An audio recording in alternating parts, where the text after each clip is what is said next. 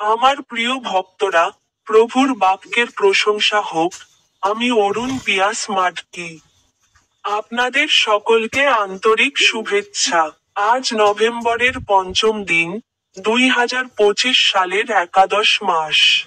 আপনি কি ঝাড়খণ্ড রাজ্যের লোহারদাগা জেলার 27 নম্বর উঁচু সেতু ধরে সবুজ পাতার মাঝখানে হাঁটছিলেন? তিনি বাইবেলের একটি পদ থেকে কথা বলেছেন।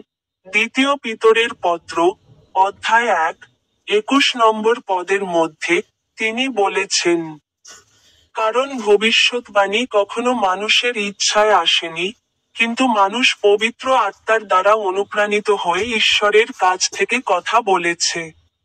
আপনাদের সকলকে আন্তরিক শুভেচ্ছা। এবং আমার ইউটিউব চ্যানেলের স্টিক বোতামে ক্লিক করতে ভুলবেন না।